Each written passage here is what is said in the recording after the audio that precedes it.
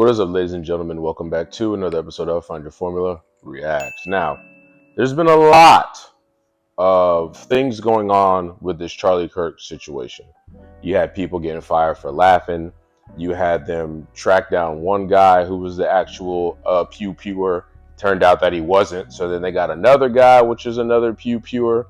There's been a lot of things, and there's been a whole lot of things talking about it, going on about it.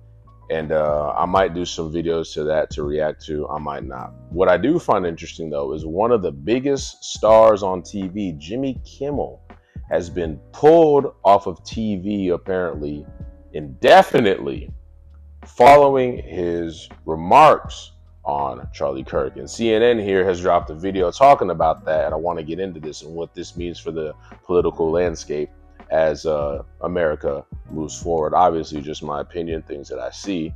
But without any further ado, let's get into the video. We're taking Jimmy Kimmel live off the air indefinitely. This follows a controversy over comments the late-night comedian made Monday night about Charlie Kirk's suspected killer and the MAGA movement and their reaction to the assassination. Let's get straight to CNN's chief media affairs correspondent, Brian Stelter. Brian, what is going on? That's right. This is fast developing this afternoon, Jake, amid pressure from the Trump-aligned FCC. And in the past few minutes, ABC confirmed to CNN the Kimmel show will be off the air, quote, indefinitely. We have not yet heard from Kimmel or his representatives. That's how quickly this has been developing. But let's back up and look at what Kimmel actually said on the program that has caused controversy. This is from Monday night in his Monday evening monologue. Kimmel suggested that the alleged killer of Charlie Kirk might have been a pro-Trump Republican. He said, quote, the MAGA gang desperately trying to characterize this kid who murdered Charlie Kirk as anything other than one of them and doing everything they can to score political points from it. He said in between the finger pointing, there was grieving. Kimmel was expressing Well, to my knowledge and to my understanding, the dude was in college, and we all know, if you spend any amount of time on the internet here, that college has become a place where people go to get radicalized as opposed to get educated. So, to my knowledge, that's what was said. Dude had a roommate, apparently, that was trans, and not for like a night. You know what I mean? Like, they were a couple, or at the very least, living together. So, calling this person a MAGA representative seems a bit disingenuous based off of the information that I've heard. I've heard some other liberals say in recent days that the motives are unclear and that maybe the suspect in this case was a Republican or was some sort of far-right fringe figure. Of course, there has been a lot of discussion about that in recent days. There's a lot of evidence pointing in other directions about the suspect. But Kimmel was on the air talking about this, making a very serious commentary amid his jokes in his monologue Monday night. Here's where it became interesting earlier today. The SEC chairman, Brendan Carr, went on a far-right webcast and condemned Kimmel and urged ABC to suspend him. He also talked about possible regulatory punishments of Disney because there are lots of different stations that have licenses with the FCC. Within the past hour, we've heard from a big owner of stations that have affiliations with ABC, a company called Nexstar, saying that they were going to suspend Kimmel's show on their station. So in other words, about 24 stations were refusing to air Kimmel's show tonight as a result of this controversy. And then following word that some of those stations were basically revolting against Kimmel, Disney, the parent company of ABC, decided to yank the show entirely. So that's all we know at the moment. We know that Kimmel will not be on the air tonight or for the foreseeable future because the network says the show has been yanked off the air indefinitely. Brian, just to take one issue, your interpretation of what Kimmel said, I think, is the one that Brendan Carr had and the one that the individuals at Nexstar have. But what he said specifically was, quote, the MAGA gang is desperately trying to characterize this kid who murdered Charlie Kirk as anything other than one of them and doing everything they can to score political points from it. That can be read in several ways. That can be heard in several ways. It could also be it could also be argued he's saying that what the MAGA gang is doing is just trying to make sure that they don't have any ownership of it, not necessarily that this killer, this horrible person, part of them. I mean, I think you're making a very important point. Yeah, You're making a very important point. And let's take it a little bit step further. This was all on Monday night. Nobody seemed to notice this yesterday, Jake. This all erupted in the past 2 hours when the Trump-aligned FCC chairman decided to point at I've heard from him in the past few minutes, Brendan Carr, thanking Nexstar for doing the right thing by yanking the show. He has not yet commented on ABC. Well, one thing about this, though, that I'll say is I remember a couple years back, maybe like 2016, 2017, where the whole cancel culture kind of kicked off. And we were all saying, like, this is a problem. People should have free speech, da da da da da. And it's kind of convoluted, right? Because the left is celebrating someone getting assassinated for exercising their right for free speech. And I don't know what side Jimmy Kimmel's on. He's probably more left-leaning if he's popular and out in the public. But this just seems like cancel culture the other way.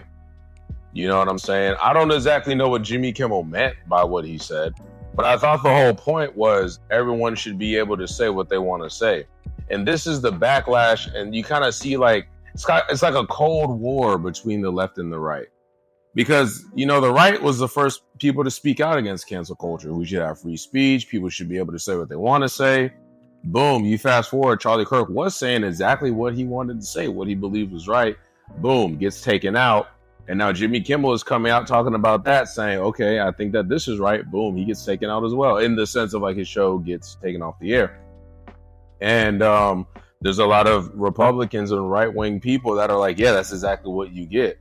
And I get it, though. Like, if you believe that someone should lose their life based off of what they're saying, then I think it's perfectly acceptable for those same people to accept that you should lose your job from what you're saying. It's that simple. But that's where the biggest problem comes in at. You know, you see a lot of people in the spotlight talking about it, and it drives us further apart than it does closer together. Most people, even if they disagree with you, they're not going to want you dead. You know what I'm saying? What happened with Charlie Kirk is an extreme case. We've seen it happen again in history. It shouldn't happen. And the times that it does happen, it makes the news because it's an extreme case. You know what I'm saying? There shouldn't be a time, certainly not in America, where people should die for having an opinion, even if you don't agree with it. That's fine. That's fine. The show altogether across the entire country. But let's remember that when Stephen Colbert's show was canceled over the summer, what did President Trump say? He said, next up will be an even less talented Jimmy Kimmel. It is clear that pro-Trump allies have been trying to target ABC over Kimmel for several weeks now, and tonight they've prevailed. Yeah, Brian Stelter, thanks so much for that breaking news. Let's go right to the panel. And let me first start by showing, I wondered what was going on earlier today when I saw this pop up on Twitter. This is the FCC chairman, Brendan Carr, on a far-right podcast talking about what Kimmel's comments were. Let's roll that tape. Okay, let's hear it. You know, when you look at the conduct that has taken place by Jimmy Kimmel, it appears to be some of the sickest conduct possible. Obviously, there's calls for Kimmel to be fired. I think, you know, you could certainly see a path forward for suspension over this. And again, you know, the FCC is going to have remedies that we could look at. Joe, are you comfortable with the FCC playing this role? I don't think this is a legal issue. I don't think this can be pointed to the FCC or the Trump administration and say, well, this is about them going after Kimmel because of what he said. Personally, I think it's more of a cultural issue. And I got to tell you, look, I'm about as moderate a Republican as you're going to get. I'm from New York.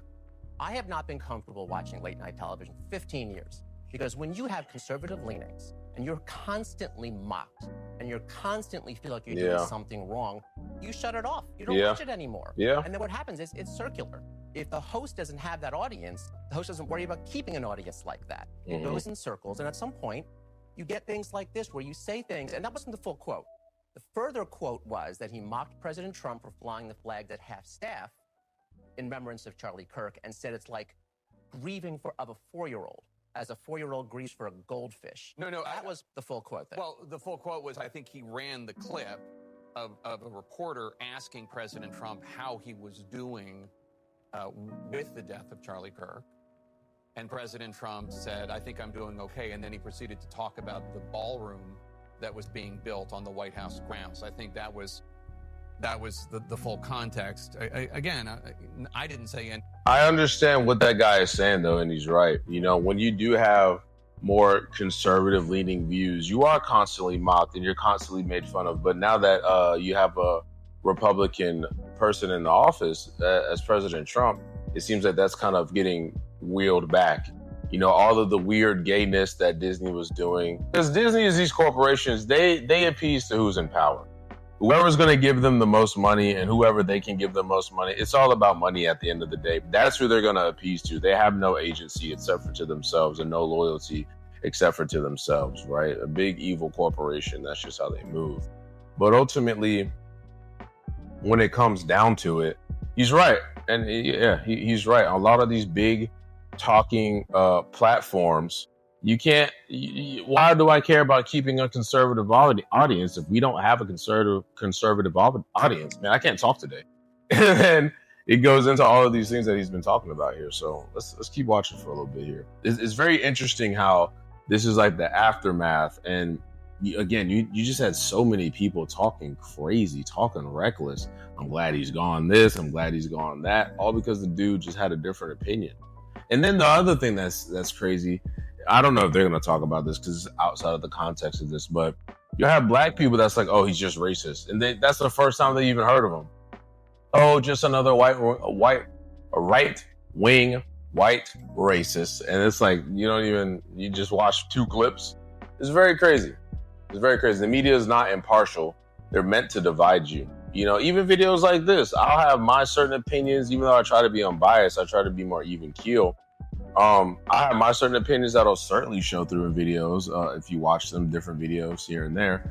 But that's what the media is there for. It's not there to bring people together anymore. It's there to tear people apart. And that's what the media is very good at. And that's what they've been doing now for quite some time. Of this, I'm just trying to present as accurate a picture of what did happen. Ali, this is the FCC commissioner. Right. I don't think we have seen an FCC commissioner this aggressive in our lifetimes. What do you think of it all? So, to the point of whether there's a legal element here, I think Joe's right. Like, the First Amendment says Congress shall make no law, which means you can only enforce the First Amendment against the government. So can Jimmy Kimmel sue? No, he can't sue ABC for making a decision to remove him. That's a private entity. But what Donald Trump is doing repeatedly is he's expanding his executive power in 2 ways. One, I would say, is precedented. That's the traditional stuff. I have more authority to hire and fire executive branch officials. I don't have to respond to Congress, that kind of thing. He's fighting that out in the court. We've seen that before.